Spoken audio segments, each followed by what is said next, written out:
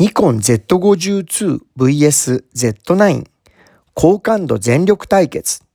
はい、皆さんこんにちは、ながチャンネルです。3月に Z52 と Z9 で高感度対決を行った時は、同じレンズニッコール ZDX18-140mm を使い、Z9 の方は DX クロップしました。Z52 の JPEG は画像処理エンジンで処理された感じで、高感度ではディテールが失われていましたが、アウトフォーカス部のノイズは Z9 の方がやや目立っていました。同じ DX レンズで DX フォーマット同士で比較すると、Z9 よりも Z52 の方が一段分高感度に強かったです。その動画のコメント欄で視聴者さんからZ9 には高感度ノイズ処理モードタイプ B があることを教わりました。そこで今回は FX と DX それぞれのモードで全力を出して対決させてみます。フルサイズの Z9 にはニッコール Z40mmF2 をつけます。 DX フォーマットの Z52 にはニッコール Z28mmF2.8 をつけて換算 42mm で撮ります。 Z9 も Z52 も高感度ノイズ低減は強めに設定し、 Z9 には高感度ノイズ処理モードがあるので、タイプ A 従来のノイズ処理モードとタイプ B ノイズの見え方を変更したノイズ低減処理モードで撮ります。それでは Let's get started!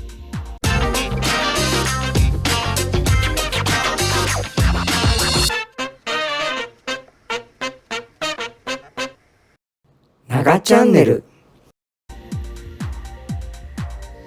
部屋の電気を消して間接照明を2段落として、このくらいの暗さで撮影しました。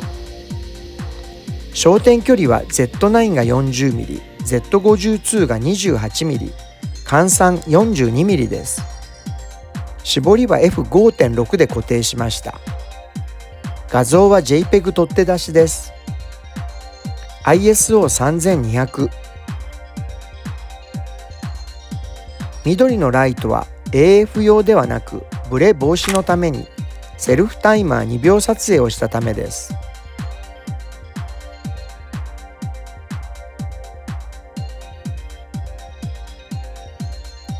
ISO6400。Z9 は絞り優先オートを使いました。Z52 はマニュアルで同じシャッタースピードに合わせました。Z52 の露出メーターは一段分暗く表示されましたが、撮影された画像は同じ明るさです。ISO12800。暗いために AF に時間がかかりますが、きちんと動作しています。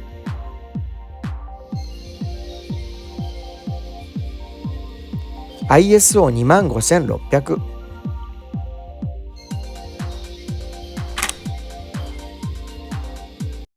ながチャンネル。撮影した画像を比べてみましょう。ISO3200。左が Z9、右が Z52 です。Z9 も Z52 も高感度ノイズ低減は強めに設定してあります。両方ともきれいに改造しています。左の Z9 は高感度ノイズ処理モードのタイプ A、従来のノイズ処理モードです。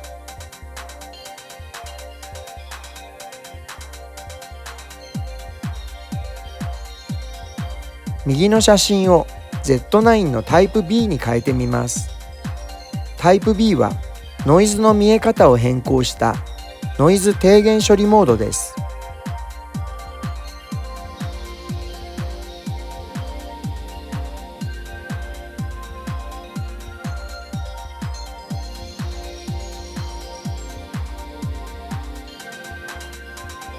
特に大きな違いは感じられません。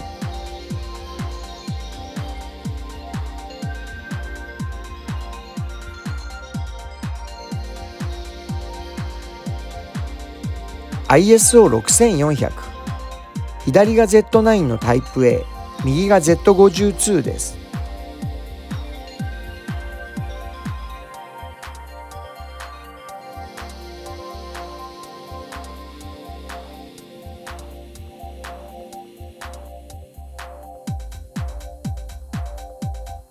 両方ともきれいに改造しています。高感度ノイズ低減を強めに設定した効果が出ているようです。アウトフォーカス部のざらつきもありません。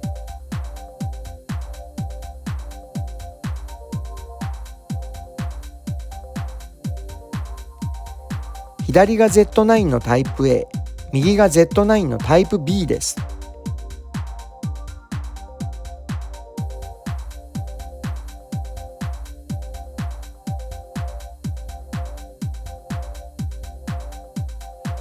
大きな違いは感じられませんが、左の A の方はアウトフォーカス部のハイライトにざらつきがあり、右の B の方はアウトフォーカス部のシャドウにざらつきがある感じがします。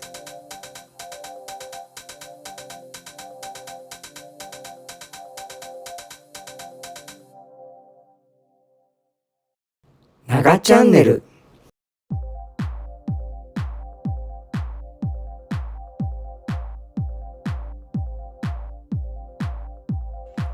ISO12800、左が Z9 のタイプ A、右が Z52 です。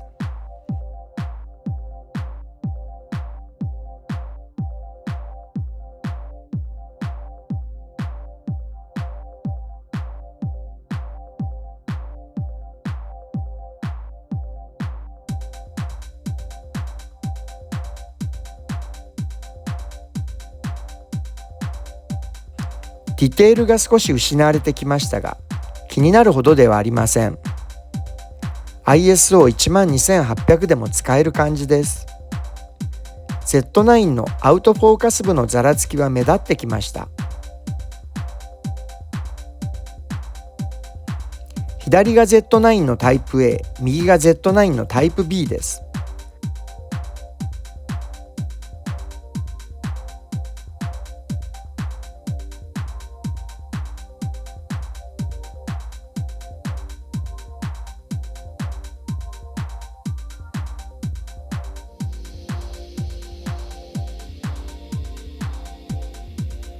どちらかというとタイプ B の方がアウトフォーカス部のざらつきが大きいような気がします。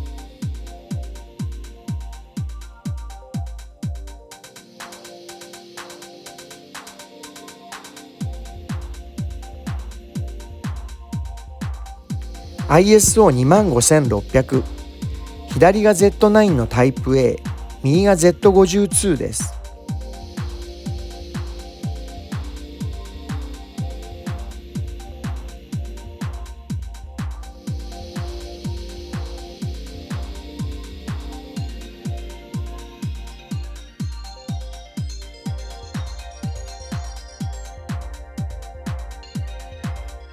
ピント面にも流浄感が出てきています。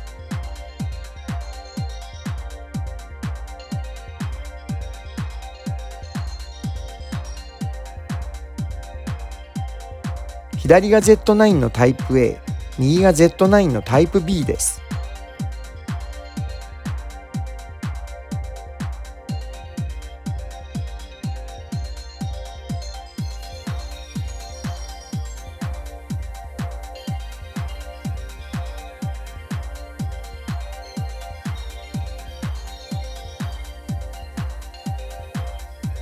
ピント面の流浄感はタイプ B の方が抑えられています。逆にアウトフォーカス部のシャドウのざらつきはタイプ B の方が大きいです。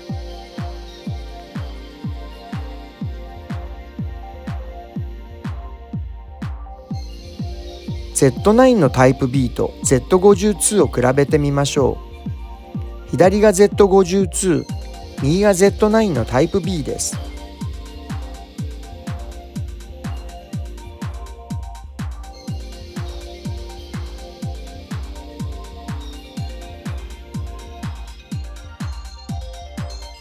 ピント面の流浄感は Z9 のタイプ B の方が少ないです。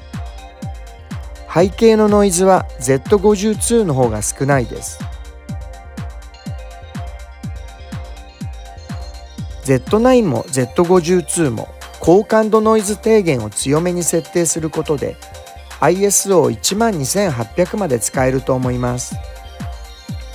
暗い場面での高感度ノイズ低減を強めに設定する効果は大きいです。Z9 のタイプ A とタイプ B を比べると B の方がピント面や明るい部分でのノイズの出方や流浄感を抑えてくれる感じがします。逆にアウトフォーカス部や影の部分はノイズが増えています。次回の動画までぜひチャンネル登録をしてお待ちください。ご視聴ありがとうございました。